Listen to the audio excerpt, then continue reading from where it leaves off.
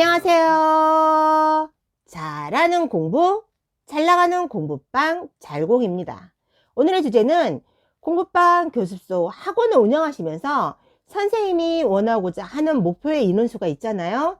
내가 달성하고자 하는 그 목표 인원수를 내가 달성했을 때 기쁨이 오는 것보다는 내가 좀 버겁다는 생각이 들고 내 생활도 좀 피폐하다는 느낌도 들고 내가 왜 이렇게 살지? 라는 그런 슬럼프에 빠지기도 하는데, 이런 슬럼프에 빠지면서 선생님들은 멘탈이 확 깨져버리는 경우가 있거든요. 과연 내가 원하고자 하는 목표를 달성했는데 왜 내 멘탈이 깨지는 걸까요? 그 이유는 세 가지가 있다고 보거든요. 첫 번째, 선생님 공부방 교습소 학원에 그만한 시스템을 갖추고 있지 못한 겁니다. 내가 원하고자 하는, 내가 목표 지향하는 그 학생 수가 있잖아요. 그 학생 수를 내가 받아들이기에는 내 공부방 교습소 학원이 시스템화되어 있지 않고 자동화되어 있지 않기 때문에 많은 인원수의 목표를 세워서 아이들을 다 받아들이긴 했지만 이 아이들을 수용할 수가 없는 거죠. 왜? 내 공부방에 그 아이들을 선순환할 수 있게끔 만들어주는 공부방의 시스템이나 커리큘럼도 체계화되어 있지 않고 아이들 스스로가 문제를 해결할 수 있는 자동화가 되어 있지 않기 때문에 모든 것들이 이렇게 맞물려 있지 않아서 내 목표 인원수를 달성했음에도 불구하고 내가 기쁘게 아이들과 함께 하는 게 아니고 내가 숨이 턱턱 막히고 생활이 좀 생활고에 찌들려 있는 것 같고, 그리고 내가 슬럼프에 빠지면서 내 멘탈이 확 깨져버리게 되는 거죠. 그게 첫 번째 이유라고 생각을 하고요. 두 번째는 선생님이 원하는 목표, 선생님이 원하는 인원수를 달성했어도 선생님의 기준이, 정말 기준이 선생님이 거기에 없는 거죠. 내가 욕심에 공부방 교습소 학원의 목표 인원수를 달성했는데 내 삶의 기준이 내 사업자인 공부방이나 교습소 학원의 그 기준이 아니고 내 개인 생활에 내 아이를 잘 케어하는데 기준이 있는 거죠.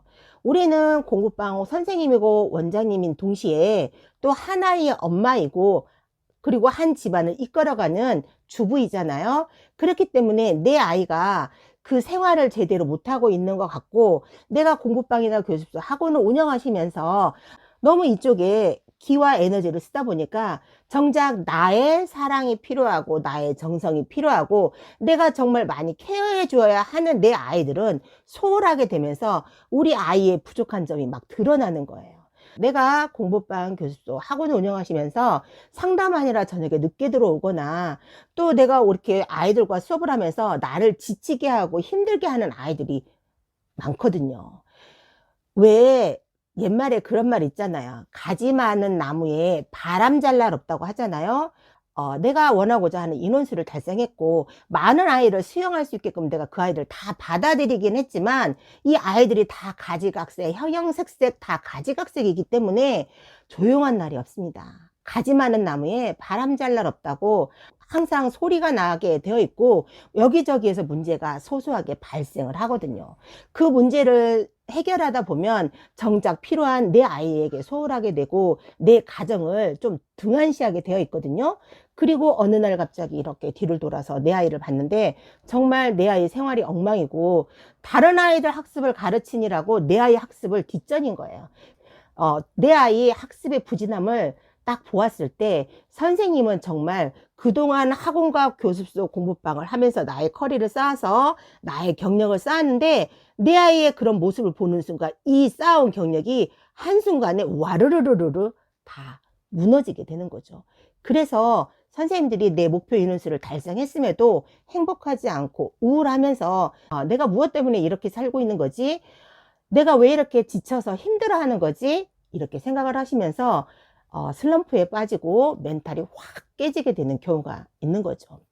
세 번째는 내가 목표를 달성했어. 내가 공부방을 운영을 하면서 나의 공부방 목표 인원수는 또는 교습소 인원수는 30명이야. 난 30명만 받아도 정말 최상이고 나에게는 정말 최고일 것 같아 라고 생각을 하시거나 또는 50명이나 100명을 또 잡으실 수도 있겠죠. 교습소나 학원 하신다면 목표 인원수를 받아서 수업을 하고 있는데 내 멘탈이 강하지 않기 때문에 자주 이렇게 깨져버리는 거예요.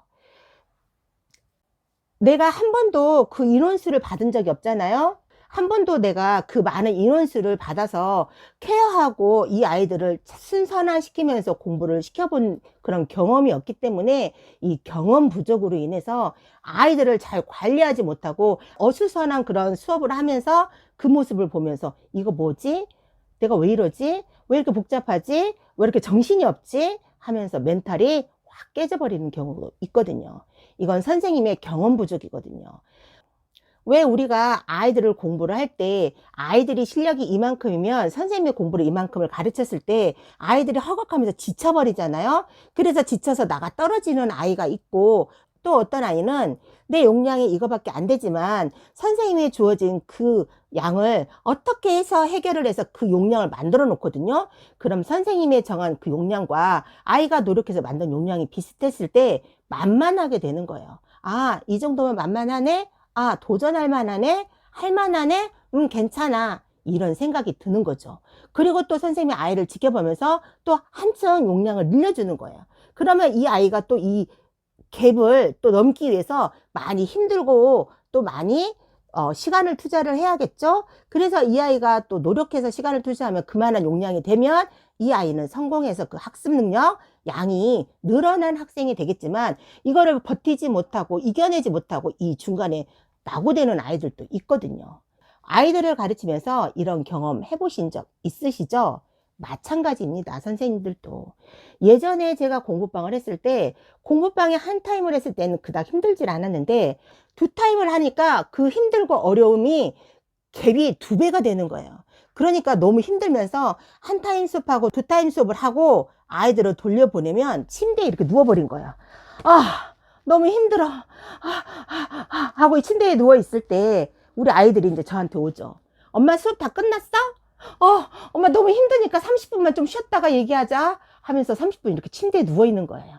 그리고 30분 누워있고 나를 재정비를 하고 이렇게 일어나서 그때서야 내 아이를 케어할 수 있는 에너지가 다시 생성이 되고, 그때서야 내 아이를 돌보는 그런 시간과 마음의 여유와 내 정신의 에너지가 생기더라고요. 그런데 이렇게 힘든 두 타임을 몇 달, 몇 년을 하고 나면 이게 이제 익숙해진 거예요. 별로 힘들지도 않고 만만하게 할 수 있는 능력이 된 거죠.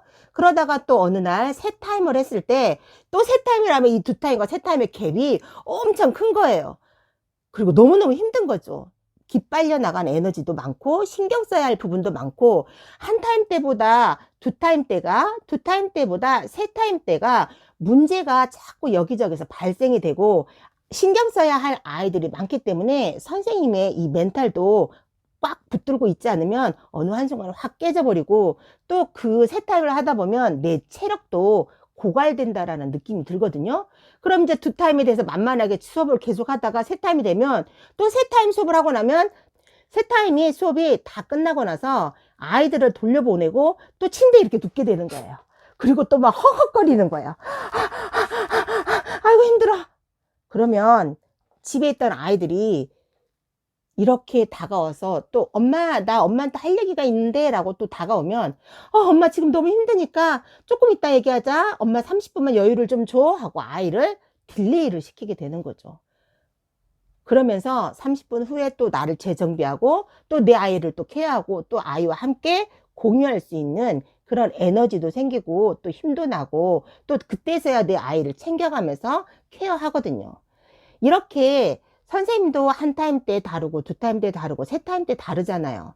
그렇듯이 우리가 처음에 인원수를 10명을 데리고 수업했을 때, 20명을 데리고 수업했을 때, 30명을 데리고 수업을 했을 때 이 빠져나가는 이 몸의 에너지가 정말 크고 이 체력이 고갈되고 내 정신이 피폐해진다는 생각이 정말 들거든요. 내가 그걸 경험해 보지 않는 처음 시작했을 때, 적응을 할 때까지는요.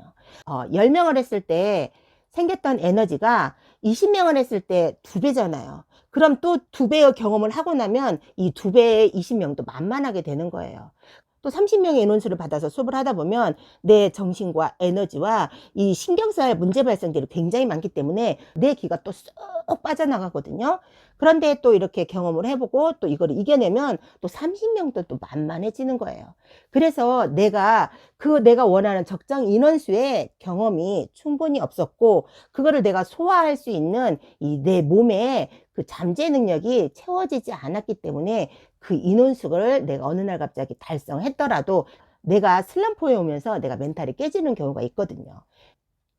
그러면 이렇게 선생님의 멘탈이 깨졌을 때 슬럼프에 빠진 나를 다시 재정비하고 내 멘탈을 강하게 만들려면 이 내가 원해서 받은 인원수의 적정 인원수를 극복할 때까지 내가 시도하고 도전해보는 그런 경험에 몸에 체화되는 경험이 굉장히 많이 필요하고요.